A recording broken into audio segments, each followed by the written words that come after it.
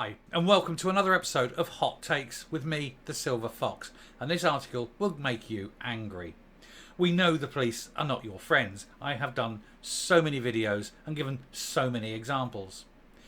But we all know of the 15 or so thousand, at least, children that were AR'd by Pakistani Muslim grooming gangs over a 30-year period with the full knowledge and connivance and, let's face it, probably participation of the police.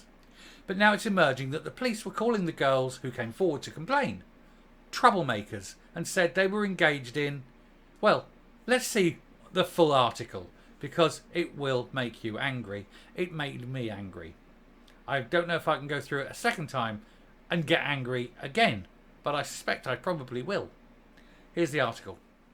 Right, so the headline there, our gang victims were branded troublemakers and child professionals by the police, says Survivor. And there's a picture of the what they call the Asian grooming gang, but as you see, no Chinese, no Japanese, no Korean, no Thai, no East Russians. They've all got a certain look about them, haven't they? So politically correct police officers and local officials who failed to tackle mostly Muslim South Asian heritage R gang groomers dismissed their victims as child professionals and troublemakers, a Survivor has revealed. The issue of so-called grooming gangs, they're so-called because they're not grooming gangs, they are R gangs, has now largely been consigned to obscure regional reports by the establishment media again, after a number of high-profile scandals in towns and cities, including Rochdale, Rotherham and Telford, enjoyed a brief spell in the spotlight. It has highlighted again recently over the course of the Conservative Party leadership contest, which will decide the next Prime Minister of the United Kingdom. They were for many years hidden away. Nobody wanted to speak about it because they knew it would cause, shall we say, community difficulties, i.e. the vast majority of people in this country would be appalled at the fact that we'd let this happen and it was all basically one group and were R-ing children on an industrial scale, and that the police knew about it and connived and helped and participated in it and did nothing. And you know what? A lot of those senior policemen are still in positions of power. And all those police who knew about it and never raised a hand and never said anything and never went to the press are still in their jobs. And that is why every single policeman is guilty. Because not one of them stood up, had the spine or the balls to say this was wrong and it was going on. Because community relations. Because they knew if they had, they would have riots on the street and there would be a lot of trouble. And I'm thinking it's about time we had some of this and had some of the trouble that they were afraid of. But all of a sudden, again, it's being swept under the carpet in the hope that we forget and move on. And you can guarantee it's still going on. Undoubtedly still going on. So, Rishi Sunak, the favourite to replace Boris Johnson among Tory MPs, but not amongst the membership, so he actually has no chance at all. He says he would establish a task force to investigate the grooming gangs and introduce a new type of life sentence for predators. It'd be nice to have a life sentence in this country. Normally, a life sentence means we'll lock you up for a few years and then let you out so that you can commit more crime. Liz Truss, the favourite among ordinary party members, has claimed she would see that the police officers and officials who ignored or even condoned abuse are finally held to account. No, Liz Truss, no. These people must not be held to account. They need to be jailed.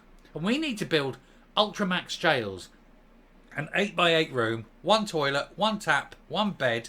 You put them in, you lock the door, and they stay there until the end of their life. They never get out. I don't mean they don't get out and go in the ground. They never get out of that 8x8 cell ever again, and they never ever talk to another human being. They have a steel door, no windows, a slot in the door where food gets thrown in once a day, and it can be slop, brimstone and treacle. That's what they need. And you slop that in, that's the Nicholas Nickleby coming out. And why not? Get prisons run by Wackford Squeers like people. I tell you, be far too good for them. Samantha Smith, a survivor of grooming, has made the most of the issue's time in the sun to shine a spotlight on exactly how bad the authorities' response was before the scandals began to break. and how police and local officials did absolutely nothing to bring these people to justice. I was made to feel unworthy of help or support, as though what I experienced was my fault. My social workers even spelt it out. Your behaviour and actions have led you to where you are today, she recorded an article for the Daily Mail. So the social workers are blaming the victim. The officials blame the victim. The police blame the victim. The police who are participating in this are blaming the victim. They're blaming children for the at least 15,000 Rs committed by Muslim gangs. This isn't the fault of the children. And you can read that bit there. Police told mother of our gang victim 12 that she was doing that to herself.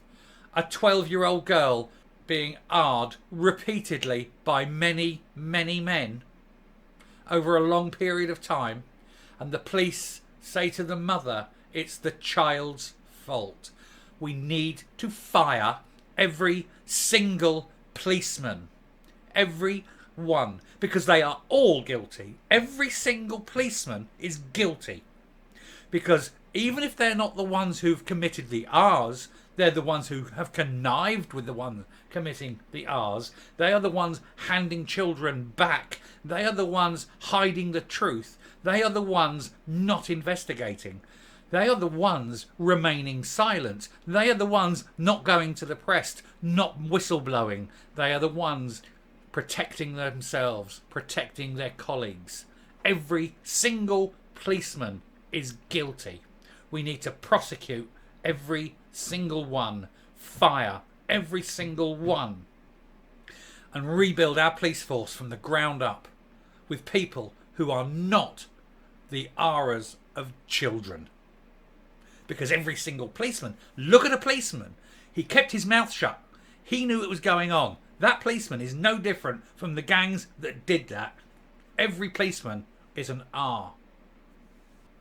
Anyway, getting back to Samantha's story, I had no idea I was not alone, but one of more than 1,000 children in Telford alone who had been exploited over decades, while the police and youth workers whose job it was to protect us not only failed to act, but all too often blamed us as the architects of our own trauma, Smith added, describing how inquiries into the scandal had established that this was not investigated because of the nervousness about appearing to be targeting one group. Cowards, spineless cowards, and guilty of the crime. All the officials, jail them. Jail them for 30 years. Every single groomer, every single official, every single policeman needs 30 years. Replace the lot. Publish their names. Show them for what they are. Every single one of them. Their bosses. Their bosses' bosses. All the way up to the Home Office. Police Superintendent Tom Harding, who should be doing 50 years, should spend the rest of his life, who infamously claimed that the scale of this in Telford was sensationalised before official probes established that it was every bit as bad, or indeed worse, than whistleblowers claimed, was singled out by name by Smith. There is no indication that Harding ever faced any real consequences. He didn't. However, indeed by 2020 he was made a chief superintendent and received high praise from senior officers at the police force covering Telford ahead of a move to neighbouring Welsh Force. He oversaw this. He knew it was going on and they promoted him. And that is why every single policeman is guilty. They are all... You couldn't trust one of them. Put it this way. Don't let any policeman near a child because they'll end up that child. Every single cop. If he's wearing a uniform or his CID, it doesn't matter. If he's holding a warrant card, you know exactly what he is. Moreover, the Independent Office for Police Conduct, which is supposed to serve as a official watchdog for English and Welsh police forces, has just dropped an investigation into 3 Greater Manchester police officers referred to them after an inquiry into grooming in their force area. The IOPT declining to respond to press inquiries as to why. They know they did it, they can't admit they did it, and the police are policing themselves and letting these people run wild and free with children. The police are no different from them. Every policeman, every single one. And if you're a young man and trying to join the police force, or a young woman and thinking, I'll become a policeman, that's what you are. That's what you become. The moment you put on a uniform, that's what you are. Every single one of them. You sicken me, you disgust me, you're depraved, you are scum. The police are definitely not your friends. Keep your children away from them. I'm coming up. There will be people out there, some of whom will undoubtedly be policemen, who say, oh, you shouldn't tar every policeman with the same brush. Fine. All you need to do is point me in the direction of those policemen who whistle blew, who went to the press, who publicised it, who put their hands up in public and said this is going on, who drew attention to it, who said we need to investigate this. Can't find any. You can't provide any because there aren't any. Because you either have the police who knew about it keeping their mouths shut, or there's police who didn't know about it. And if they didn't know about it, well, they can't be very good policemen, can they? They're incompetent. It's time they handed in their truncheons and handcuffs and found better jobs, more suited to their limited talents. And if they did know about it, they need to go to jail. So it's up to you, Mr. Policeman. Are you guilty of stupidity and ignorance? Or are you just guilty? We need to root and branch change our police service, because we know how degenerate and corrupt they truly are. And it's things like this that highlight it time and time and time again. It isn't odd incidents. I'm doing 2 and 3 videos a week on how bad the police are. This isn't, oh, the exception to the rule. This is the rule. We have got a terrible police service and it needs to be changed. And that change needs to start from the top, because it's the corrupt top. Fish rot from the head. And if this is allowed to happen because officials at the top, because senior officers allow it to happen, then we start with the senior officers and we start putting them into prison. I'm going to stop now because I get so angry and I'm getting angry again. If you like what you hear and see on the channel, please hit the subscribe button. Ring the bell for notification of future output. Leave a like, leave a comment.